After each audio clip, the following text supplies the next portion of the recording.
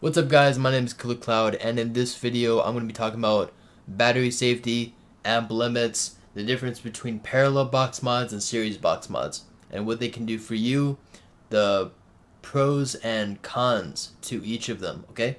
So, quickly before I get with my parallel and my series box mod, I'm going to explain amp limit and the difference between a pulse discharge and a continuous discharge, okay? So you got your standard 18650 battery, okay? This happens to be a Sony VTC4. Now, I don't know every pulse and continuous discharge for every battery, okay? I don't know that right now because I'm just working with Sony VTC4s and VTC5s, okay? That's what I like to use based on, and I'm going to tell you why I like to use these a lot. Single 18650 Sony VTC4 battery. Continuous rate of discharge for an amp limit is 30 amps, okay? That's what it's going to say when you buy it, is 30 amps. So, then the pulse discharge, which means 1 to 3 seconds of holding down the switch on your mod, means that it is rated roughly at either 56 to 60 amps of discharge, safety of your build, okay? So pulse is 1 to 3 seconds and continuous is 5 to 10 seconds, okay? So that's basically it for Sony's. That's why they're wanted so much, is because of their amp limit safety on that battery, okay? Now, I'm going to tell you guys the difference between a parallel box mod and a series box mod, okay? Parallel box mod. You have two 18650s ran in parallel, which means positive up, both of them. What that means for you is that it doubles the amp limit for your build, also doubles the milliamp per hours, okay? So with this box mod, this happens to be an unregulated mechanical box mod, I can go extremely low sub-ohm builds and be well within the limit of my amp limits needed for that build, based on I'm doubling the amp limit, okay? Now a single 18650, like I said, the pulse is roughly 54 to 60 amps. They kind of give you an guesstimate, kind of a rough, showing of that. And then continuous is 30 amps. So if I'm holding this for more than 5 to 10 seconds, then I have roughly 60 amps of amp limit for the two batteries, 30, 30, 60, okay? If I'm holding it for 1 to 3 seconds, that means that, hypothetically speaking, 60, 60, that's 120 amps, or if you want to go 54, 54, then that's 108, yes? 108. So that's your amp limit for a pulse, and your amp limit for continuous, okay? This means that you can go super sub-ohm builds and still be in that limit. So this is what I highly recommend for any type of user, whether it be a beginner vapor looking at longer battery life, an advanced vapor looking at to build crazy builds and still be in that amp limit. It's basically a universal for everyone type of thing, okay? Now I got my series box mod. This is the whole different thing, alright? So series box mod, you have a positive up and a positive down. It doubles your voltage or current going to that build. So if I have two 4.2 volt batteries inside, I am roughly getting 8.4 volts going to this build. That's a crazy amount of power going to this build. Now, this box mod has a MOSFET chip inside, which basically restricts you going lower than 0.1 ohms, okay? Which is great, because you wouldn't want to go below 0.1 ohms with this type of power, okay? Now, like I said before, Sony VTC4s, 30 amps for 30 amps for continuous discharge, 60 amps roughly for pulse, okay? So in my review of the Hexohm box mod, I had a Kennedy RDA that had 0.14 ohms. That was the build I had on it. And a lot of people were saying that it was dangerous and I shouldn't be showing this to beginner vapors. I mean, this is just an extremely dangerous build on this box mod. So let's get this out of the way.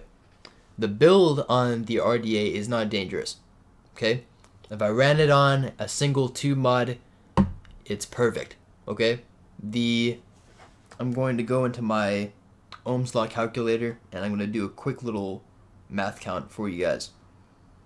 Okay, so if I were to run my Kennedy RDA 0.14 ohms on a single 18650 Sony VTC4 battery, 4.2 volts.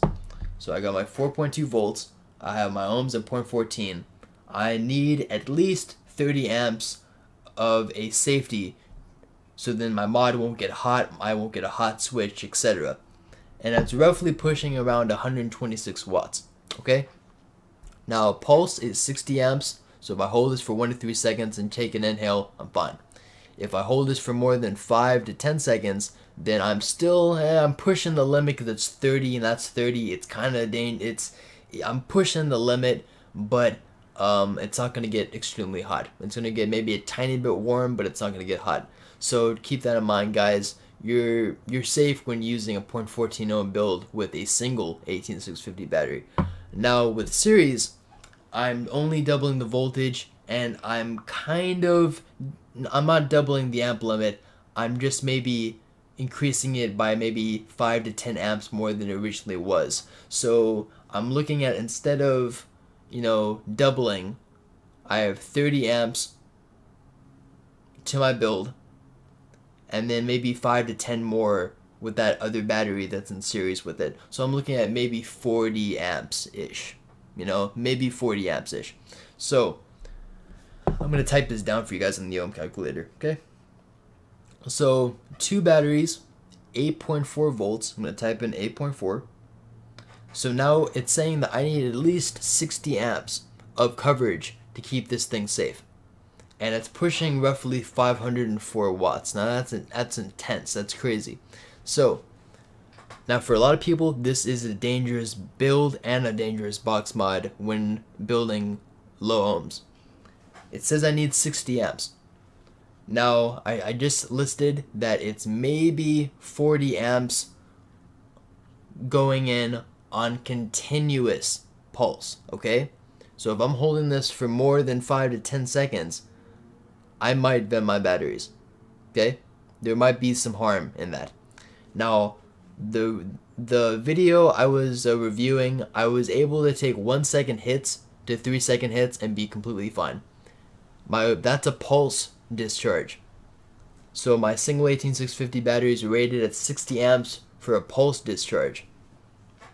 Now, I'm looking at either 60, maybe 64, 65 amps for those 2 batteries inside on a pulse, not a continuous. That means that I am still pushing it, but I am safe. That means that I'm not going to have any hot batteries, no hot mod, no hot switch. Everything's going to be working fine. So that's just because I know about Ohm's law. I know about amp limit safety, voltage, ohms. I know all about that stuff, okay? Wattage, etc. I know how far to push this box mod without it hurting me or, venting batteries. That's just because I know the limit and the pulse discharge from 1 to 3 seconds. I'm not going to hold this thing for more than 5 seconds or something bad might happen, okay? So for beginner vapors, I highly don't recommend a series box mod for you, okay? The only time I recommend a series box mod if it is regulated and it has the increase of wattage and voltage. And you can only go lower than maybe you can't go lower than a 0.2 or a 0.25. That basically just, it gives you that feeling of safety and not pushing it extremely, low. It gives you that buffer so you can vape safely. Now with this unregulated series box mod, this is dangerous for the untrained person that's going to be building on this. Unless they don't know what they're doing, then you might hurt yourself. Okay, so for beginners, I highly recommend getting a parallel box mod.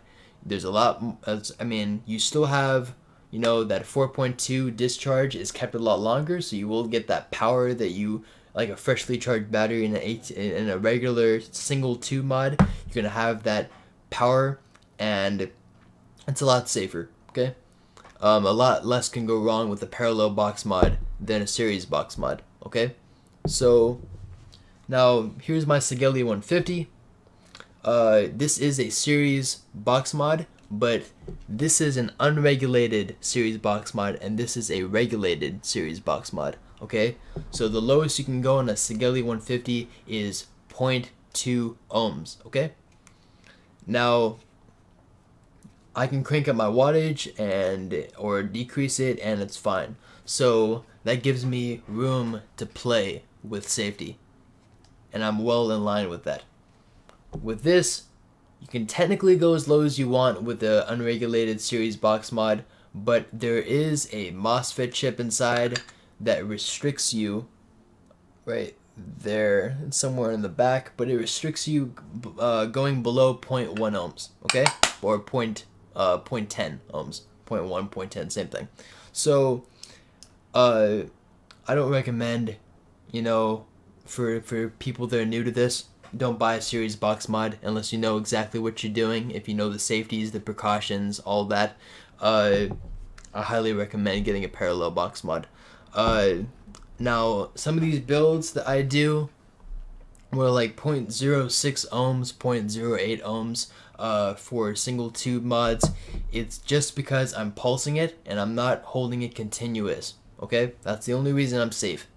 If you guys hold these type of builds on a regular tube mod for a long period of time, or you know, you pre-fire, and then you just keep, you know, vaping along, then you might vent your battery. You're gonna get a hot switch, your mod's gonna get hot, RDA is gonna get super hot, that type of thing. So you really have to know about the safety knowledge of what's the difference between a pulse rating and a continuous rating for your batteries. Once you know that, then you can build to the correct ohm on your RDA, and then you can be in that safe range. Okay, so I hope that kind of cleared things up. I know I kind of blasted a lot of information at you, but it's something to keep in mind. You know, it's, you know, everyone wants to be a cloud chaser, right? When they first get involved in this. I mean, a lot of people that probably follow my channel, they want to be cloud chasers, and they want to blow big clouds. That's not the easiest thing to do. You know, there's an art in cloud chasing, just like there's an art in vape tricks. Okay, you gotta learn about your mod, about how far you can push it, the material that's made with this mod. You have to know about your batteries, how far you can push your batteries, what type of wire to use, temperature, all that. You need to know about these things. Okay, so this video was for amp limit battery safety. Okay, as far as other things with this mod, I'll explain more in another video, but this is just to kind of get across, not all the builds that I make are suitable for beginners. Okay, not all builds. Okay, it's more of meant for, you know, intermediate to advanced vapors that have been vaping and understanding and building their own coils and understanding Ohm's law. Okay, if you guys don't know about Ohm's law, then you guys shouldn't even be building my builds. Honestly, that's what I have to say. You guys have to understand. I highly recommend getting an Ohm's law calculator on your phone or on your PC or something like that, and you know, then you can, it'll make it a lot easier for you guys to understand, you know, the regulations that you actually have. Just because you buy an unregulated box mod doesn't mean you still have regulations. You know, you have to stay within some type of safety range so then you don't hurt yourself. So hope you guys enjoyed the video, and I hope that cleared up a few things, and I'll see you guys next time. Alright, peace out.